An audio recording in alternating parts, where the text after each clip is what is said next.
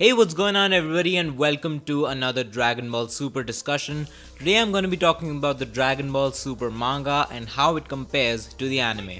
So I'm going to give you my answer right away if you're wondering which one I prefer. I honestly prefer the manga over the anime.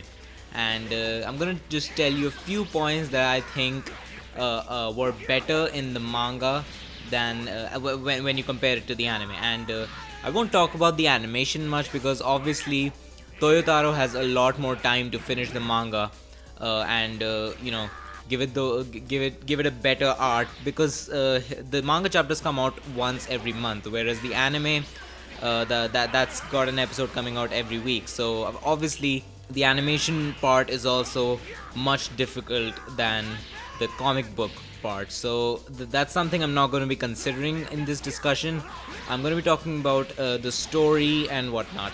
So I prefer the manga honestly because I felt the storytelling was a little bit better than the anime. The manga actually explains everything in a much better way. To be honest, it all started getting better in the Goku Black arc. That's right, the Future Trunks saga was the one that actually made me feel that the manga is slightly better. It included many things that were missing in the anime.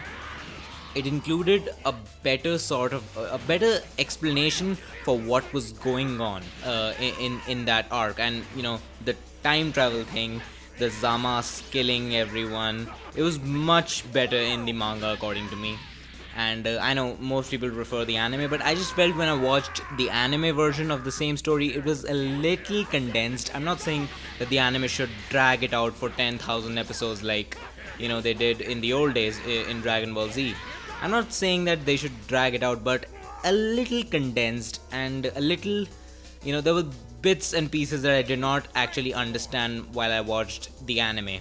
So yes, that's the first reason why I like the manga. And there are a few things in the anime that didn't actually make sense to me. The part where Goku Black uses the time ring and comes into the past where Future Trunks has just traveled to, and he fights Goku in his Super Saiyan 2 form, as far as I remember. And the next thing you know, when the time ring sucks him back into the future, he has become strong enough to transform into a Super Saiyan Rose, whatever you want to call it. So yeah, that was something I was really confused about. How did one fight in which Goku did not even use his full power give him the ability to transform into a Super Saiyan Rose?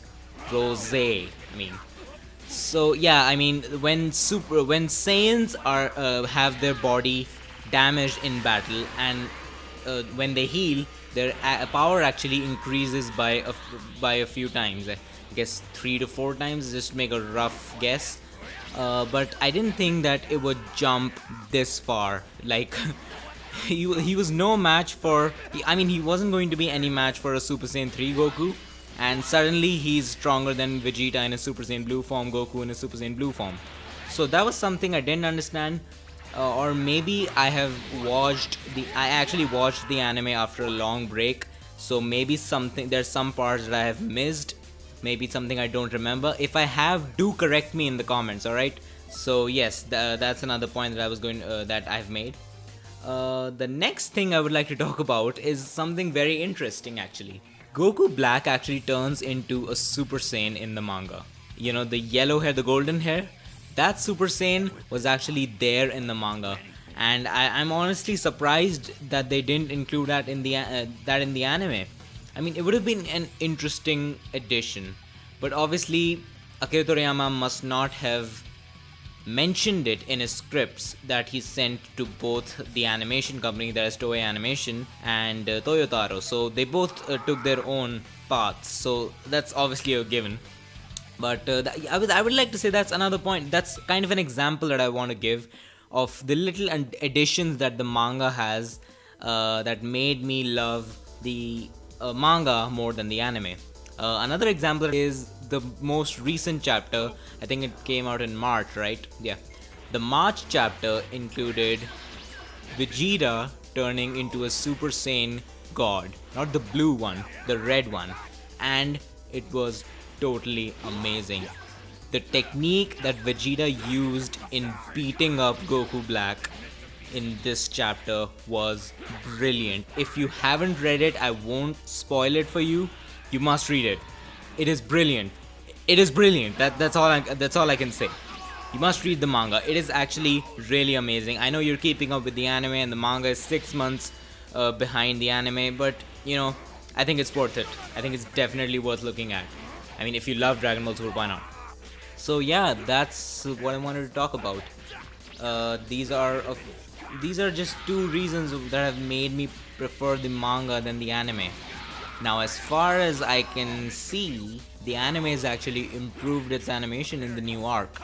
I can definitely see the difference from the earlier episodes.